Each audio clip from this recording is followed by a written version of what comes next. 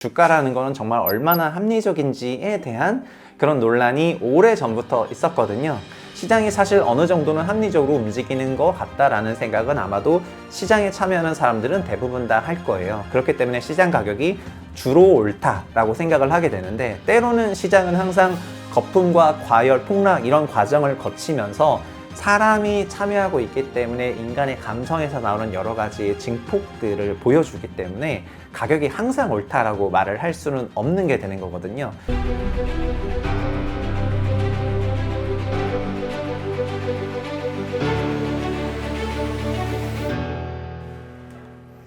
안녕하세요. 분석왕 최상욱입니다. 최근 증권가를 정말 뜨겁게 달군 뉴스가 있습니다. 대통령이 나와서 발표를 했죠. 동해 안에 140억 배럴 상당의 천연가스가 내장되어 있고 그게 이제 확률이 몇 퍼센트 된다, 이런 얘기가 있었습니다.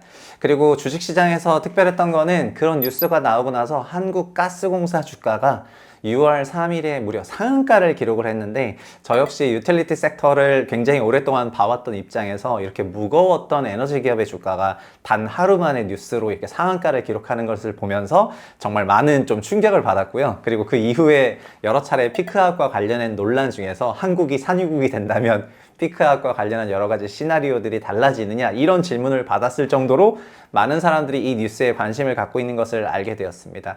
사실 이런 주식시장에 어떤 정보가 나올 때마다 주가가 움직인다는 건 잘 알고 계실 텐데요.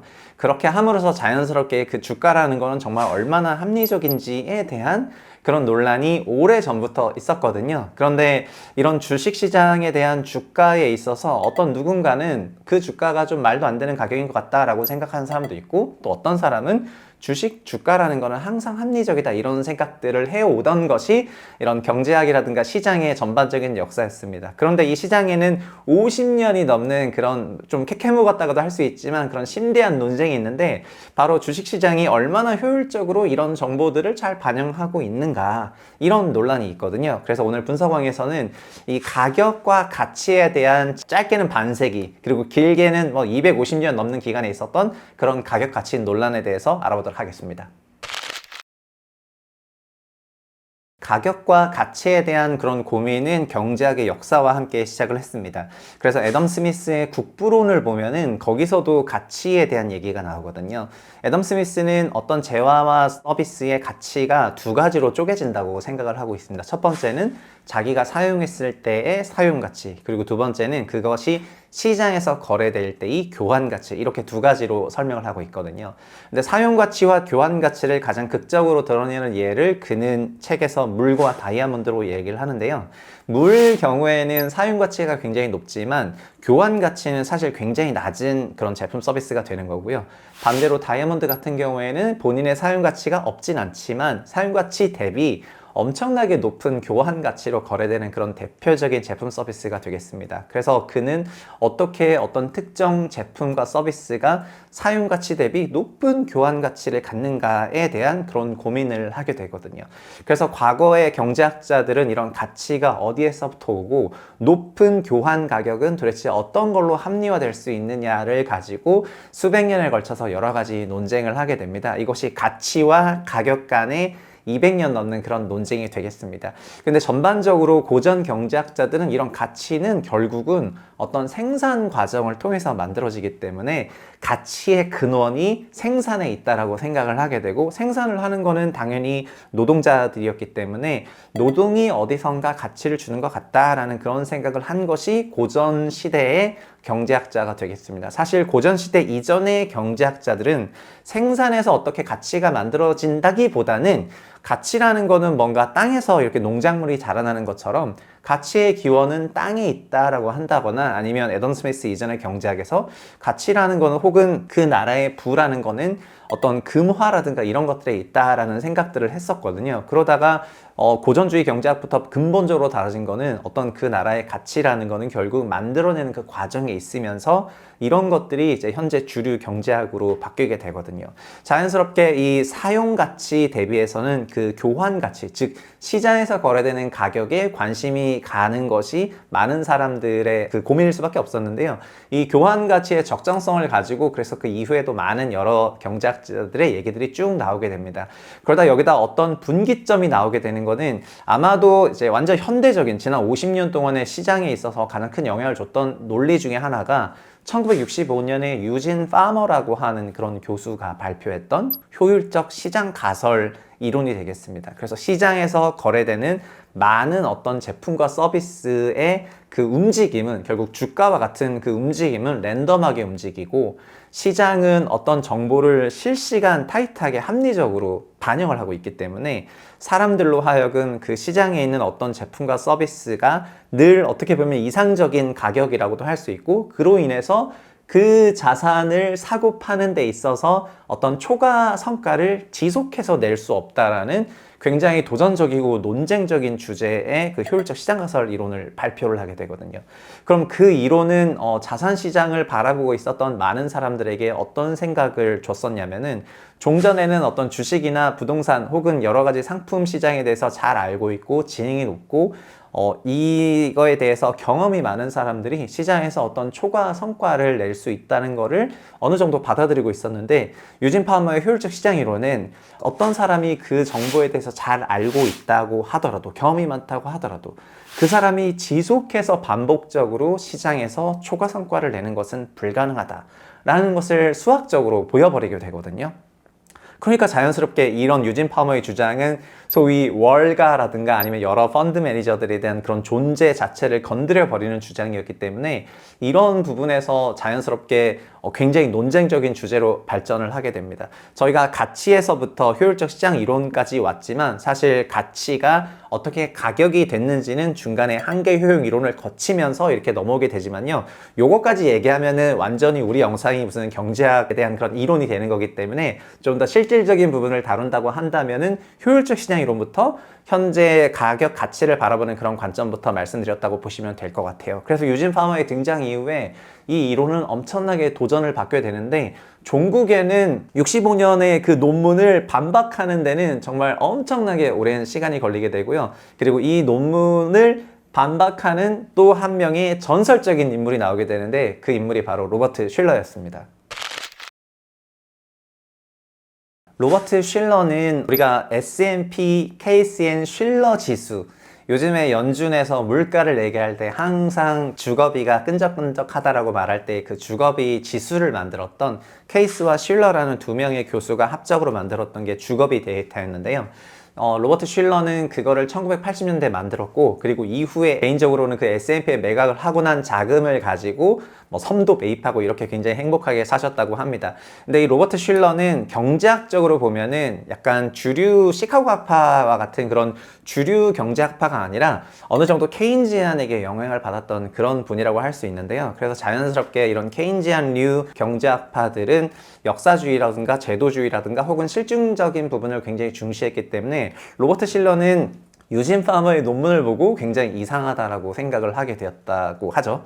그래서 로버트 슐러는 자연스럽게 그 논문의 어떤 잘못된 부분을 짚는 그런 논문을 거꾸로 쓰기 시작을 해서 종국에는 로버트 슐러가 이제 비이성적인 과열이라는 그런 논문 발표와 함께 유진 파머의 논리들을 전면적으로 부정하는 그런 걸 발표하게 됩니다. 로버트 슐러의 핵심 내용은 이런 거였는데요. 본인이 대만에 있는 오래된 데이 트레이더들의 데이터를 계속 봤더니 첫 번째는 잘하는 사람이 계속 잘하더라. 그러니까 효율적 시장 가설 이론에서는 잘 알거나 머리가 좋거나 경험이 많거나 하는 사람이 지속적으로 이길 수 없고 주가는 랜덤 워크이기 때문에 결국에는 누구나 다 성과가 똑같다라는 폐기를 한다는 그런 개념이 있었는데요. 로버트 슐러는 그게 아니고 실제 실증 데이터들을 보면 잘하는 사람은 계속 잘한다 이렇게 얘기를 하게 됩니다. 그리고 논문에 나오지 않았지만 당시에도 버핏의 존재가 이 레전더리한 버핏은 굉장히 수십 년에 걸쳐서 초과 성과를 냈던 사람이었기 때문에 그냥 당장 버핏을 봐라. 버핏을 보면은 저 사람은 주식을 너무 잘하지 않느냐. 그래서 이런 것들이 잘 작동하지 않는다라고 하는 실증 반증으로 버핏도 종종 거론되곤 했습니다. 그런데 효율적 시장 가설파에서는 그런 일부의 이례적인 그런 케이스들이 있지만 효율적 시장 그 자체 개념은 계속해서 이어지는 거고 다만 완전히 이게 작동하는 강형 시장이 있고 잘 작동하지 않는 준강형이 있고 좀 약하게 작동하는 약형 시장이 있다고 하면서 이걸 다시 3단계로 쪼개면서 효율적 시장 가설 이론 자체는 유지하게 되거든요. 그래서 시장이 효율적이라고 생각하고 이게 이론적으로 완전히 부합한다고 생각하는 쪽하고, 결국 이쪽은 정기적으로는 어떻게 되냐면은 펀드 매니저들이나 아니면 공부나 이런 것들에 대해서는 조금 부정하는 쪽이고, 성과는 결국은 다 동일해진다고 하는 그런 생각을 갖고 있는 쪽이고요. 그게 아니라고 생각하는 쪽에서는 공부하고 노력하면 좋은 성과가 날 수 있고 이것이 구조적이고 추세가 될 수 있다고 주장하는 거였기 때문에 어떻게 보면 세계의 대결이라고 할 수 있었을 것 같습니다. 다만 로버트 실러 역시 너무나 유명한 그 논문과 함께 결과적으로는 2013년에 노벨 경제학상을 타게 되는데요. 그 비이성적 과열이라는 그런 논문의 코어는 뭐냐면은 지난 1927년, 1987년처럼 미국에서 주식 가격이 크게 하락했던 기간이나 아니면 1999년부터 2001년에 닷컴 버블이 생겼다가 꺼지는 과정, 그리고 2008년 글로벌 금융위기 때 주택시장의 버블이 생겼다가 꺼지는 과정들을 보면 특정 가격이 항상 고평가되거나 과열이 됐거나 이런 것들이 존재했던 그런 메커니즘들이 있었고요. 그런 메커니즘들은 어떤 여러 가지 기전으로 움직였는데, 시장이라는 건 사실 자기 예언적, 자기 예언 실현적인 면이 있어서 시장이 그렇게 생각하면 실제로 그렇게 되는 경향이 있다라고 얘기를 했고요.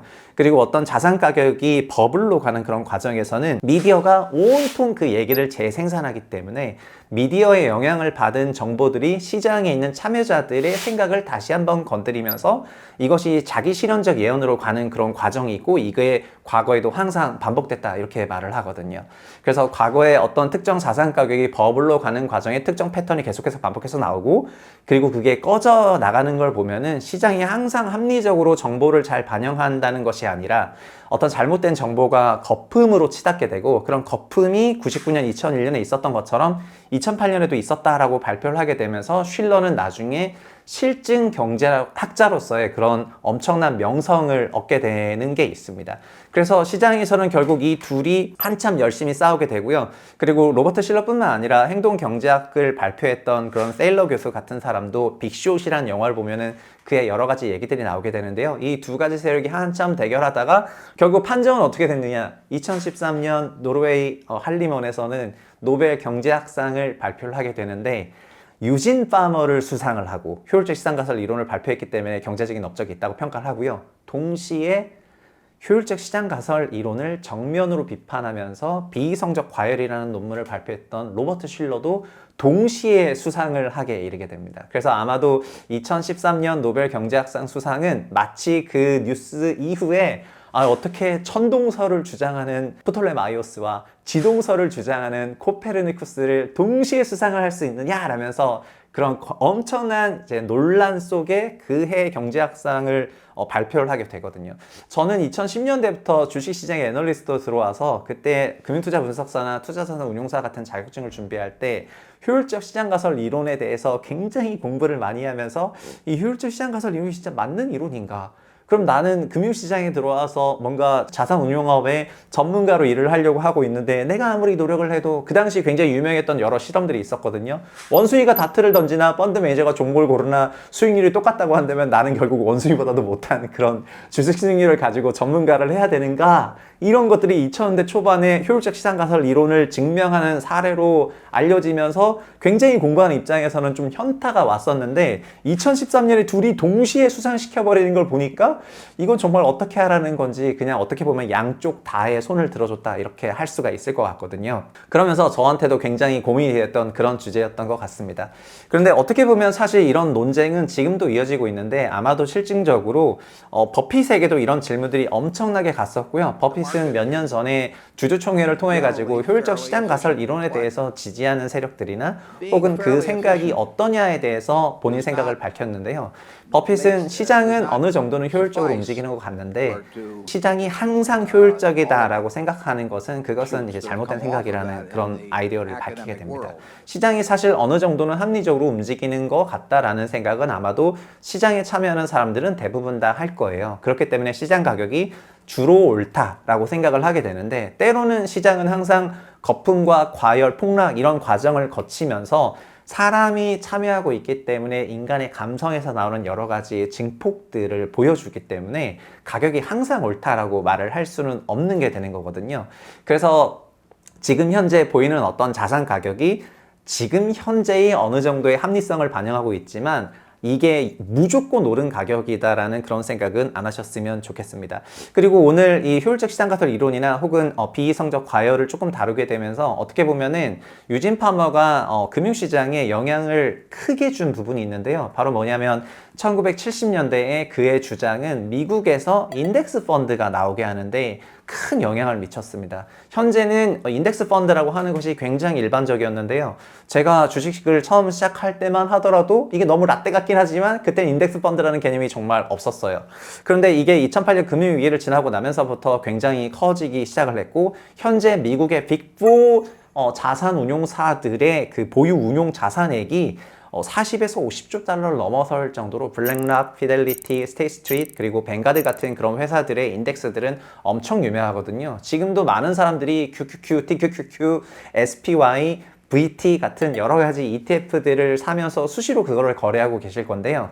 과거에는 이런 인덱스 지수 펀드들에 대한 그런 생각이 존 보글이 1975년에 뱅가드를 설립할 때만 하더라도 도대체 그런 한심한 아이디어로 왜 지수에 투자하느냐라는 그런 도전을 굉장히 받았습니다. 그런데 유진 파머의 주장은 뭐였냐면은 결국 시장을 지속해서 반복적으로 이긴다는 것은 너무나 어렵기 때문에 확률적으로 불가능하지는 않다 하더라도 그게 너무나 어렵기 때문에 그냥 시장에 올라타는 것이 좋은 전략이라는 그 말과 마찬가지였거든요. 그래서 75년에 존 보글의 뱅가드 이후에 인덱스 시장은 커졌고 그리고 닷컴 버블과 글로벌 금융위기를 거치면서 너무나 액티브하게 운용을 한다 하더라도 손실이 크게 나면은 자산이 다 날아가는 그런 경험들을 하게 된 투자자들이 자연스럽게 자산운용 배분 전략을 바꾸는 과정에서 지수를 추세 추종하는 그런 식의 스타일들이 대세로 받아들여지게 됐고요. 결국 우리는 어떻게 보면은 효율적 시장 가설이 만들어 놓았던 그런 토대 위에서 자산 운용업도 하게 됐다라고 생각을 하시면 좋을 것 같습니다.